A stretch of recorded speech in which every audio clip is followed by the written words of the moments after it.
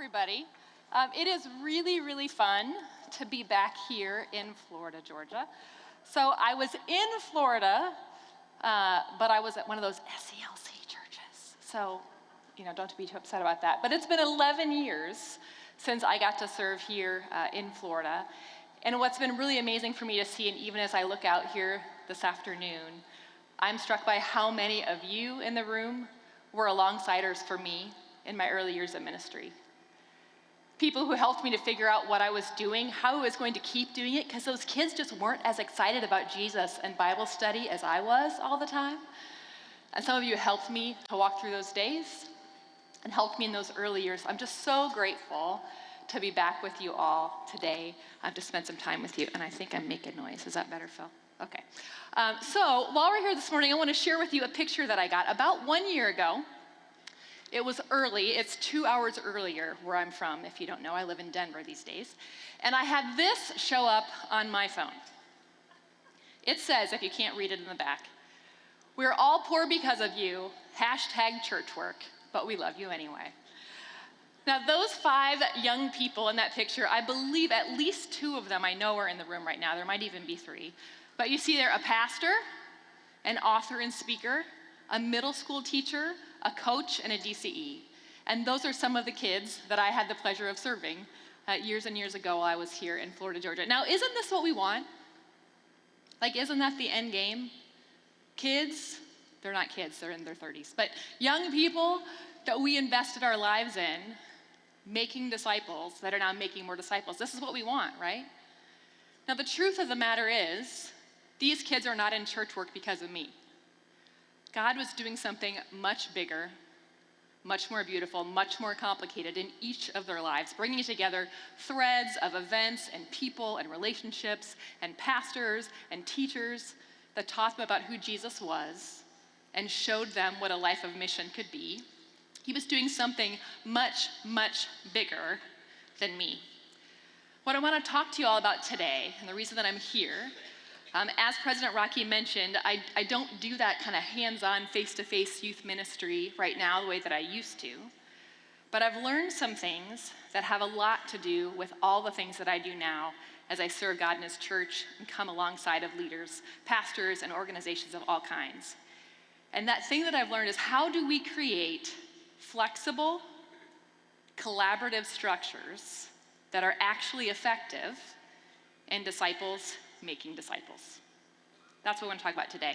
So when I was in my early years of ministry here in Florida, kind of the prevailing idea, the best case scenario, the model for doing really solid youth ministry or education ministry of any kind was this. Kind of the rule of 5 idea. The ideal being that you have a leader or a mentor, and that leader or mentor has 5 students maybe. That would be ideal. 10 is good, but 5 would be even better. So small ratios of people that are pouring into the lives of other people. You've got the leader, the teacher, if you will, and the people that they're pouring into. Now, around about that same time of ministry, there was an organization out of Fuller Youth Institute that was doing a longitudinal study, and they were looking at a problem that I'm sure most of you have faced yourself. Why is it that so many of the kids and the young people that we pour into walk away?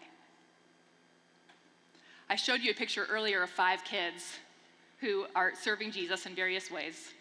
And as I was looking through pictures, I might have a couple of embarrassing pictures to show later, just a couple.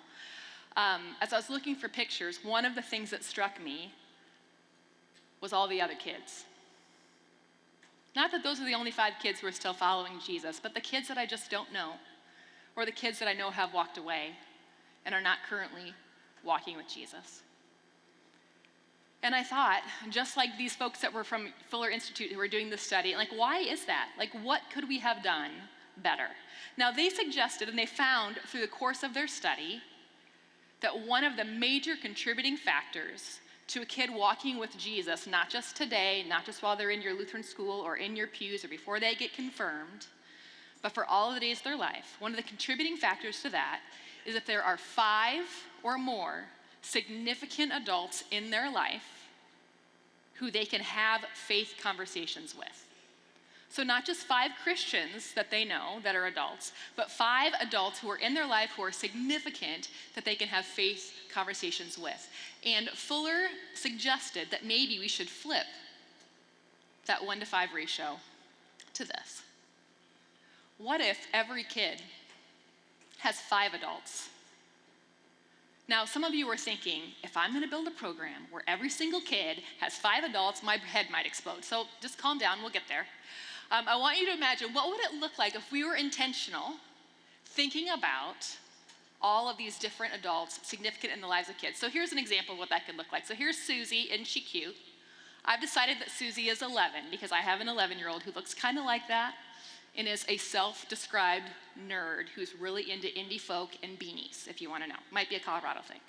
So this is little Susie in the middle, and little Susie has her Aunt Linda at the top. She has her Grandma Sue. She has her pastor who knows her name and talks to her on Sunday mornings. She has her small group leader, Lisa, on the bottom, who she meets with once a week as part of their confirmation program. And then she has George, who's her older cousin, who's off at college, but whenever he comes home, they still talk and they text. This is what that 5-to-1 could look like. And here's what I thought when I heard that information. I thought, this is what it looks like. When I think about the kids that I know, the young people that I know, who didn't just kind of go to Sunday school and go through confirmation, but were still walking with Jesus into and beyond adulthood, it looked like this. Significant adults in their life. So let me give you a couple examples. So it looked like Lawton. Some of you might know Lawton. He was here for a while. He's now in St. Louis as a pastor. But this is Lawton as like a 20-something, I think on a youth retreat somewhere. And when I think about the structure of a sticky, sturdy, growing faith, and I think about Lawton, I could easily identify key leaders in his life. College ministry leaders like Pastor Von Werder, who I saw in the room earlier. Pastor Shusky, who is one of our pastors who we just connected with in a really special way. His dad, who was a passionate follower of Jesus. His now wife, Jessica. And then some of those other mentors that he was a youth mentor with that he walked alongside of. Easy for me to see that in Lawton's life. Then there's Gary. I don't know if Gary's in the room or not. If he is, oh, Gary. My favorite thing about this is Gary hates this, because Gary has always been shy. I don't think Gary spoke to me until he was a sophomore in high school. Actually, he would just kind of put his head down and look at me. But when I think about Gary, same thing. A faithful mom and dad who loved Jesus. School teachers who invested in him, not just when they were in the classroom, but when they were doing sports after school. When they were cleaning up their rooms and Gary was still there because his mom was a teacher. I think about his grandparents and their walk with Jesus. I think about Lawton, who you saw in the last slide, and other youth mentors, and I got to be one of those people too. I think about Annalisa, also in the room. Annalisa sort of showed up at church by accident one night. She was at soccer practice with a friend whose parents were going to make her go to confirmation class at our church. And this friend didn't want to go, and she suckered Annalisa into going with her, and Annalisa stayed. I don't know what happened. Now, if you look at Annalisa's little structure here, you're going to see one thing that's different.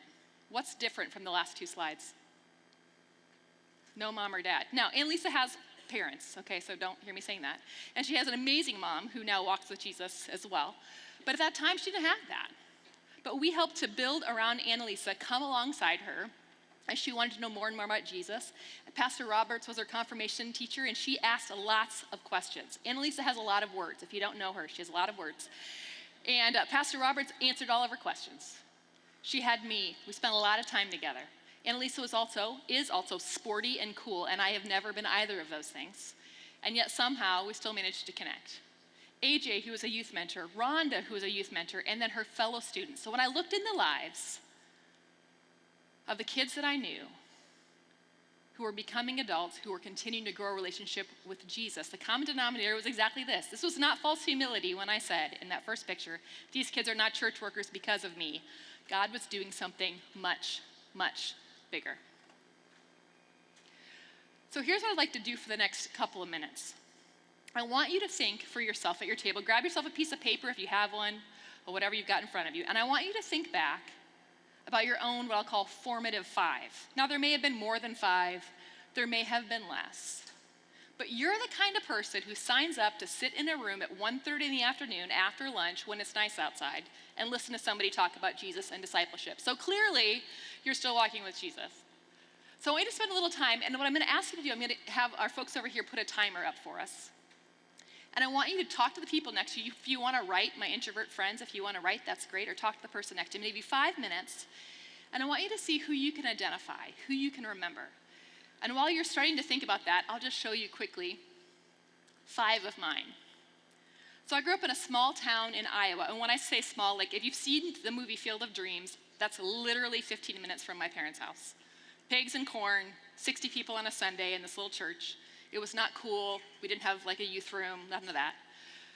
By the time I was a freshman in high school, we had our 6th pastor. 6. Funny, nobody wanted to stay in small town Iowa. I don't understand it. But my 6th pastor was Pastor Wessels. Now, the 5 pastors I had before Pastor Wessels were all good men who preached God's word to me and helped me understand who he was. Amazing. Pastor Wessels was the first one who knew me. Remember, I said not just an example, but a person with whom I could have significant relationships. And as I was doing this activity for myself, there's also Mr. Bradkey, who taught my 5th and 6th grade Sunday school class. There's Greta, who in my mind was really old then, but I only think she's in her 80s now, so she probably wasn't that old. But she let me call her G. I don't know how I got away with that.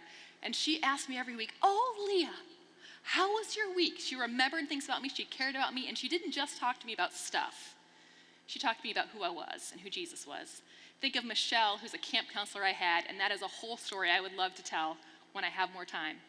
I would not be here today if not for a woman named Michelle who picked up the phone and wrote me letters for 4 years when I had lots of questions. There's Crystal, who is actually the same age as me, who was a key part of that walk. These were 5 people that were significant to that walk with Jesus. So I want you to take 5 minutes at your tables, talk about it together. They're going to put a timer on the screen, and then I'm going to hope I can get your attention back and talk about 5 folks who were formative in your own faith development. Go for it.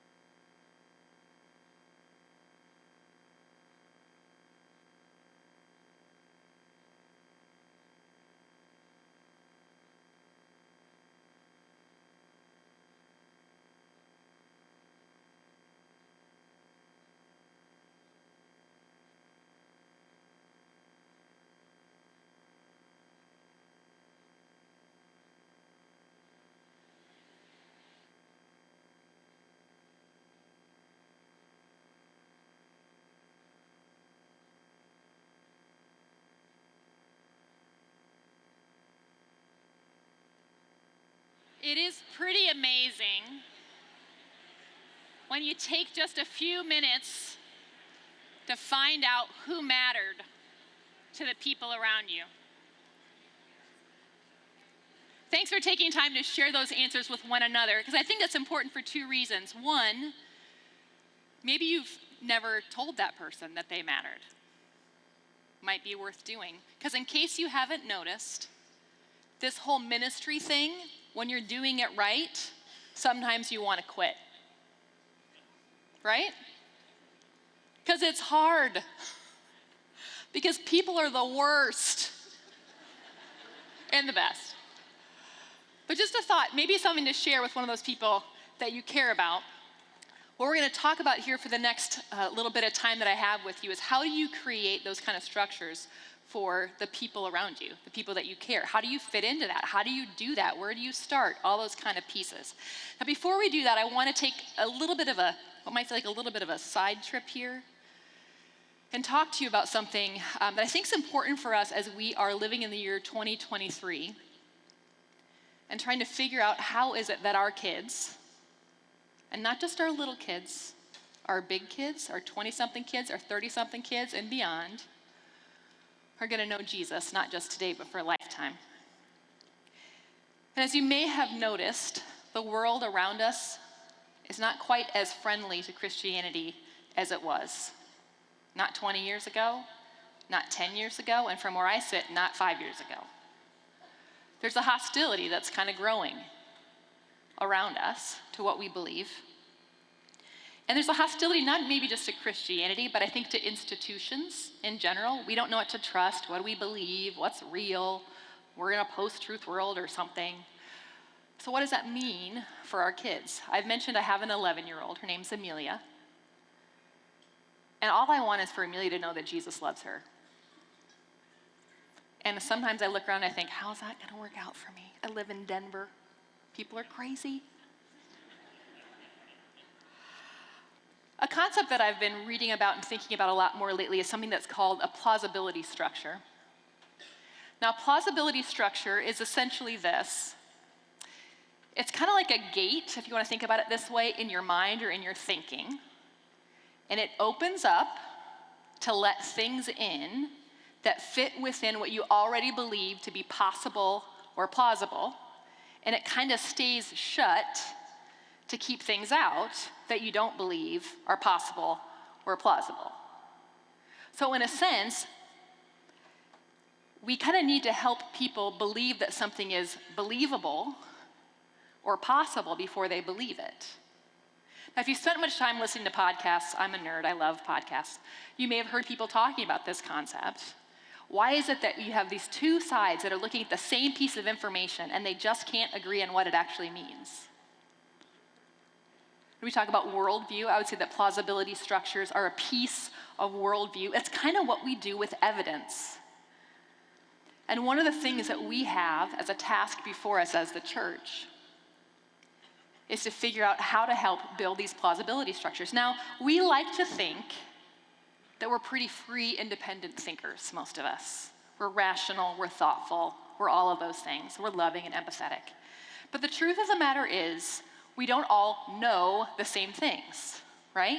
We can look at the same piece of information as somebody else and see it completely different. Can you put up my next slide for me there, guys? Thank you.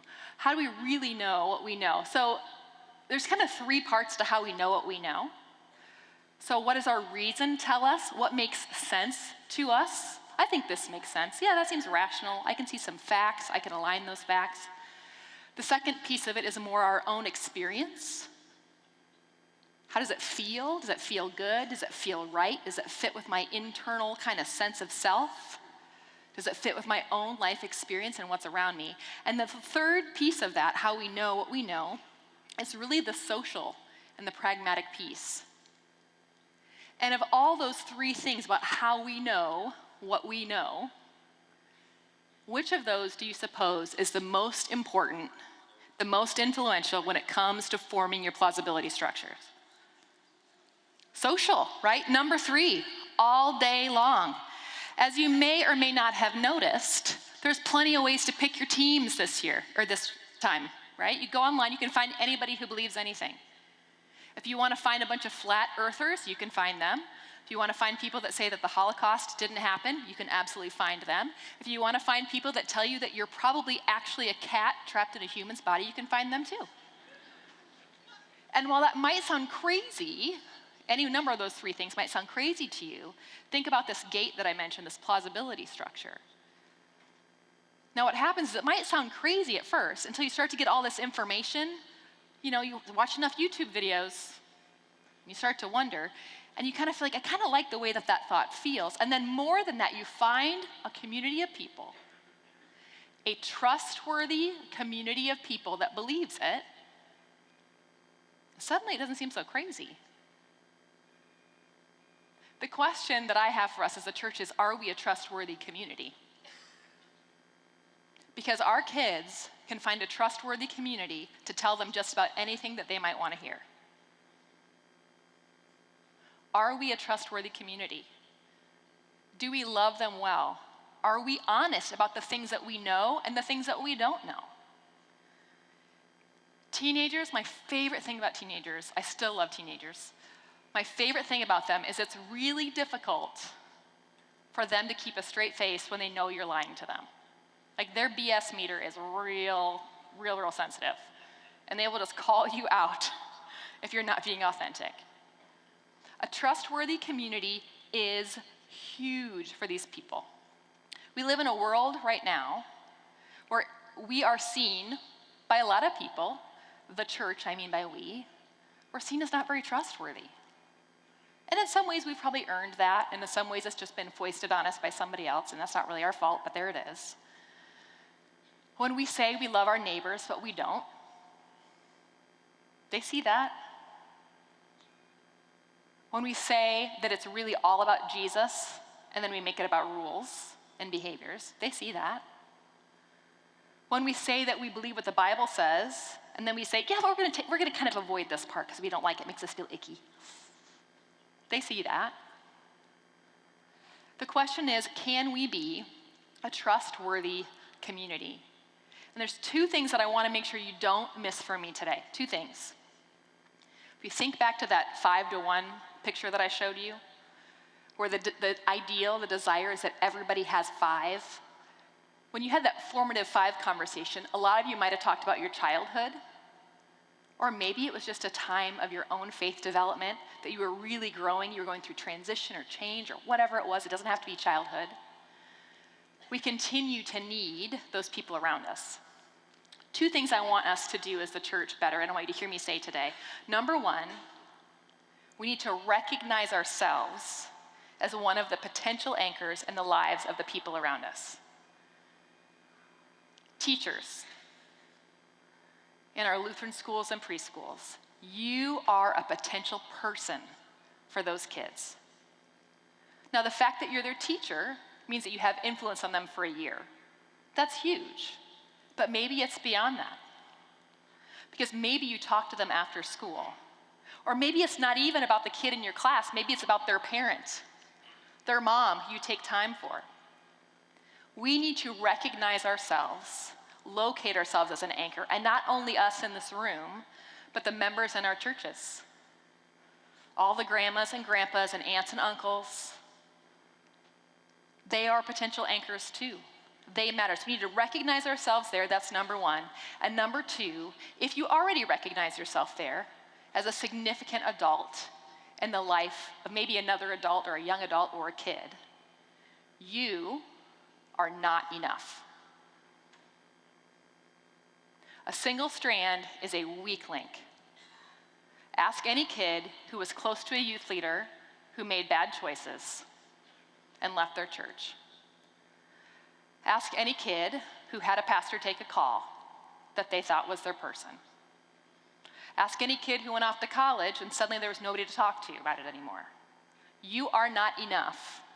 You need to help build structures of caring adults around the kids and the young people that you care about. That's our job, and we can do that. When I look at my daughter, poor kid, she's an introvert, and she has me as her mother, and her dad's a pastor. So he got to take a sabbatical this summer. Coolest thing about that was going to other churches for my daughter, who's never been to a church where dad's not the pastor and her two buddies are the other two guys. And when we came back to church a couple months later, to our own home church, she was really happy to be back. And she said, I feel like everybody's staring at me. She's also giant, okay? So she's like 11, she's this tall, she was size 8. I don't know, they probably were staring at her, let's be honest with ourselves. But I feel like they're staring at me, Mom. And I said, honey, it's not that they are staring at you, but they care about you. Like, you're a person they care about. The first week of school was rough. We started middle school. Yikes, that's all I'm gonna say. And I called my friend Amanda, who's a middle school teacher, and I said, I need you to take Amelia for ice cream after school this week, because it was rough. Amazing to watch her come home and tell me what Miss Amanda said. Now, Miss Amanda said the same thing her mother said, but she doesn't listen to me because I'm just her mother. Right, you know it's true. We need to help build structures for these kids. She needs more than me. I'm not enough because sometimes she's really gonna be mad at me. She also needs people that are not all just like me. What happens when your entire plausibility structure for a kid, your entire structure of Christians around you looks just like you? And suddenly you're ripped out of your situation, you're put someplace else with people that look different or are different, and you think, oh, well, Christian just look like what my childhood was, but now I've outgrown that. Because now I'm meeting smart people. We need to help build that for our people. So my 2 big goals for you today is, 1, recognize that you are an anchor and help your people that you serve recognize that as well. And 2, to know that you are not enough. We need to build stronger structures for our kids. So how do we do that? I want to talk a little bit about how we build those kinds of relationships. As a lot of you in your minds right now are maybe already thinking about who those kids are, and I'm not saying you're all kid people who love teenagers, but you go to church with them probably, or they're in your school, or you coach a team or whatever. They're around. So how do you cultivate those relationships? And it really comes down to 3 things.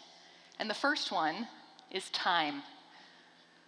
According to a study in 2018 by the University of Kansas, it takes 50 hours to make a friend. Did you know that? 50 hours. And I think that explains why a lot of us are friends with people that we work with. These are the people that you spend time with, right? You spend time together. So this is a friendship that's beyond an acquaintance, actual friendship. Now, why do I tell you that? Because we are impatient people. It takes time. We want it to just happen so we can see results. It takes time. But what that means is you gotta show up. Be there. Sometimes you just gotta put the time in, like I showed up for the soccer game for Isla, who's a little neighbor girl, and her mom is a friend of mine, and I know that I'm kind of part of one of Isla's people. Isla's 10, and she's like the cutest thing you've ever seen. She's like a little elf. And I went to her soccer game and just hung out. Now, did that matter a lot? It mattered to Isla. And it might matter 3 years from now when she's starting high school and she can't talk to her mom about something. We got to put in the time. I was talking to a friend of mine who does research for youth ministry stuff, and she said to me, we tend to be impatient because we don't know where to start, and I always tell people this. Week 1, so maybe you don't know any young people, well enough to say really know them, right? Week 1, ask them their name. They might look at you awkwardly. They might roll their eyes. They might do this. Be an adult, okay? Just suck it up. You're not in middle school. Ask them their name. Week 2, remember their name and ask them a question. So what are you into? And they might mumble and do one of these. My daughter flips her hair over like this and kind of hides in it. They might do that. It'll be okay. Ask them again week 2. Ask them another question. Ask them something else the next week. Just keep asking them until you get to know them. It takes a while. 50 hours to make a friend. I loved yesterday one of the TED Talks that we heard, Ron and Barb, is that right? One of the things that I loved that they said is just showing up for their neighbors. We just showed up. First time we kind of hung out, then we showed up again, then we showed up again. It takes time, 50 hours to make a friend. The second thing is to notice them. And I don't mean point out the things that everybody else tells them they're good at. Oh, you're really good at math. You're really good at soccer. Oh, your hair is so pretty. That's great. I'm not saying you shouldn't mention those things, but can you be observant and notice the things that nobody else is going to tell them about who they are? Annalisa, you ask really good questions. You ask the question that everybody else in the room is wondering, but they're afraid to ask. Jonah, when you speak up, you don't talk a lot, but when you speak up, you have really insightful ways of understanding God's word. Tanner, when you talk, people listen for better and worse, so use your words better. Those of you who know Tanner know what I'm talking about. Notice them. Pick up on that stuff. I used to always say, when I was doing youth ministry kind of more full-time-ish, that my primary job was to help kids figure out who they are and who they're going to be. Identity formation, right? That's the job of adolescence. So they don't know who they are, and the world is telling them everywhere who they are. A youth ministry researcher friend of mine, I was on the phone with her recently, and we were talking about this plausibility structure idea and what impact social media and algorithms and all that is having on it. And she said this to me, which I thought was fascinating.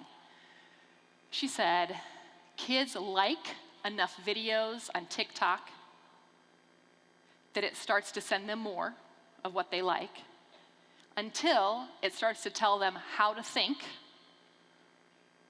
and then who they are. Now, this is not me saying, get your kids off of social media. I mean, I don't love it, but that's fine. This is me saying, we need to show up and tell them who they are, because they don't know. They're kids. It's adolescence, man. It's rough.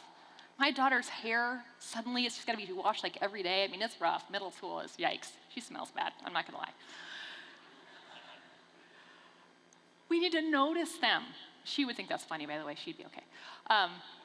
We need to notice them. Help them see what they don't see about who they are or who they could be.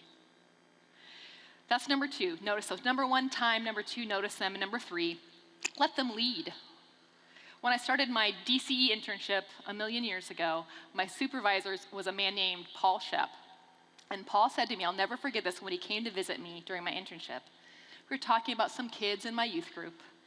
And Paul said, have you ever thought about reverse mentoring?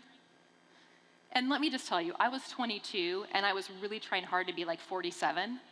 I had like this real short hair, and I kept wearing like very like business attire, you know. I really thought I was trying to be like the grown-up. And he said, have you ever thought of reverse mentoring? I was like, what is reverse mentoring? And he said, they have things to teach you, Leah.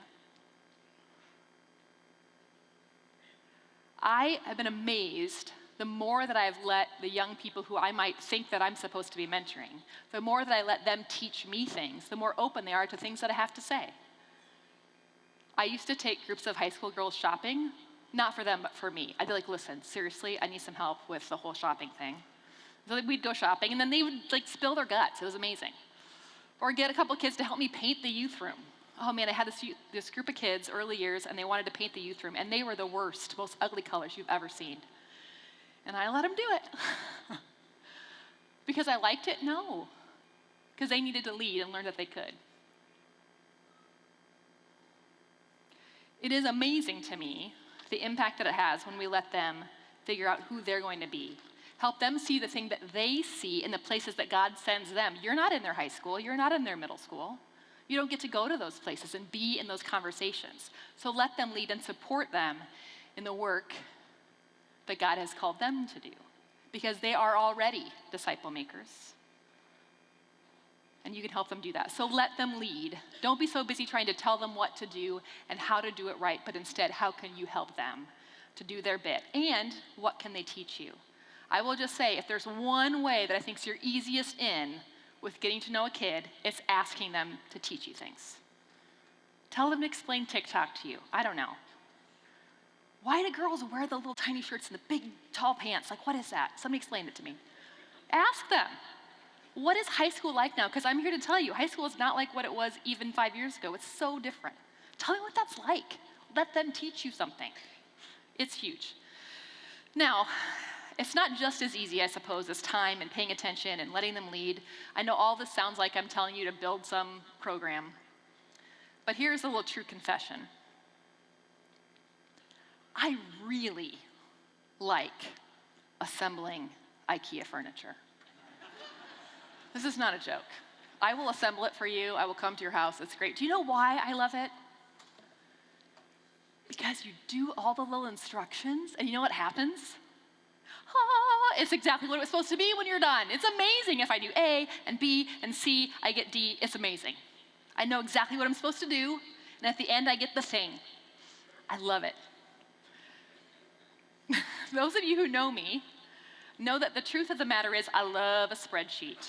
Like, I love a spreadsheet. I like a schedule, like all those things. And the problem is that people are not IKEA furniture. Unfortunately, people are a whole lot more like a houseplant. And I am not very good at keeping houseplants alive. But I have learned over time that they need things like water and sun, or not enough sun. This is the thing that's a mystery. My mom is a total green thumb, like she's a master gardener, all the things. And she can walk into my house after I haven't seen her for a year or months or whatever, been to my house. She can walk in, look at a plant and say, oh, you need to put that outside. Like, how do you know that? Did it talk to you? I don't understand. People are like houseplants. You have to watch them. It's not a matter if I water it every Monday and I put it outside on every Thursday, it will be perfect. Do you know why? Because the season changed, the humidity in your house changed, like all these things change. You've got to pay attention. As much as we might want people to be like IKEA furniture where we can just build like an assembly line and do all the things and get what we want, they're just not. They're just a whole lot more like houseplants. And that means that what you need is not instructions. And what I want to talk about for the next couple minutes with you, actually I'm going to have you talk some more, is not instructions, but structure. And that's where if we back up to that, just the simplicity of that web of relationships for the young people that you care about, it's not a program. It's not perfect instructions. It's a matter of saying, how can I look at this kid and figure out who are the people that are helping this kid to know Jesus more? How can I help mom or Aunt Linda or basketball coach Bob, who I know is a Christian? How can I help them to see themselves as anchors and to step into those conversations? Not just to be an example, although an example is important, but to be more than that. To spend time, to notice them, to point them to God's word, and to let them lead. So where do I start? Here's the part where I'd like to get you to grab a pen or a piece of paper, maybe your iPad or your phone, whatever you want to do. And I want you to start thinking about where you show up as an anchor in the lives of some young people. So I want you to think, who's already in your life? Maybe it's a grandkid, maybe it's a niece, maybe it's a godchild, maybe it's a Sunday school teacher that you know that is kind of new, maybe it's a parent. And what can you show and tell them that the world will not? If you think the world around these young people is telling them who Jesus is, you're wrong. Now, maybe if they're in a Lutheran school, they're hearing it more throughout the day. But no one else is telling them who Jesus is. We are it. When my 11-year-old showed up for youth group a couple weeks ago, I pulled in, or actually I drove her there. I pulled in next to one of our pastors. And Nate, his name's Nate, and Nate got out of the car and he was like dragging. And he has a 4-year-old and a kind of a saucy little 9-year-old with him, and they were just dragging out of the car. And he looks at me and he goes, honestly, I don't want to be here tonight. And I was like, I get it. And then I said, I don't say this is a guilt trip, but I just want you to know, Nate, that no one else has said to these kids what you're going to say to them tonight. They haven't heard it all day. We have one kid in a Christian school, I think, in our middle school. We have a high school, like a big high school, but Christian schools, we have one middle schooler, and this whole, it's like 60 kids there. No one else has said that to them today. You're it. Show up. What can you show them or tell them the world will not? How can you invest time? Can you be a coach? Can you show up someplace? Can you watch them? Can you take them shopping? Can you help them paint the youth room? Can you bring snacks? Whatever. What can you do? What can you notice? How can you start to be more observant? And what can you help them to do or to lead? What would it look like if you walked up to a kid on a Sunday morning, that's the kind of kid who like shows up and like maybe acolytes and that kind of stuff, and you said, hey, what do you want to do? Like at church, like what could we help you do that you want to do? Man, can you imagine? And then what can they teach you? How can you become teachable? Now, one more thing, and then I'm going to have you spend a couple more minutes talking at your table. And that is a quick word to you leaders. Some of you are sitting at your table and thinking, this is so obvious, I can't believe this woman is still talking. That's fine. But I want to say this, just because it's obvious to you, it's not obvious to most of the people that are sitting in your pews on a Sunday morning. They don't know they're important. They think it's your job. And your job as a leader is to multiply and encourage. How can you train up more leaders? How can you bring them along with you? Leaders develop leaders. They don't keep power and control. And the last little word to you leaders is this: share the good stuff. Why do we always want the youth group to babysit kids and to stuff bags and to hide the Easter eggs? Lame, okay? Okay, they're not all lame things, but they're good things. But there are other things. Share the good stuff. And this does not just go for kids. What's the good stuff? Bring somebody with you to the nursing home to visit. Take somebody with you when you go wander the streets and pray. Whatever. Share the good stuff. Don't just hand them the tasky stuff and you keep all the keys to the kingdom. Share the good stuff. Here's what I want you to do at your tables. I'm going to give you 4 minutes. 4 minutes. And here's what I'd like you to do at your tables. I want you to think about who are some of the people potentially in your life. And if you're at a table with your staff, maybe you can identify some kids at your school or some parents at your schools and say, what would it look like to start to build a structure around that? So 1, where do you show up? Where are you an anchor in the life of someone else? And 2, as you talk to the folks at your table near you that perhaps you serve with, how can you show up for them more? I'm going to give you 4 minutes to chat at your tables, and then we'll wrap up together. There you go.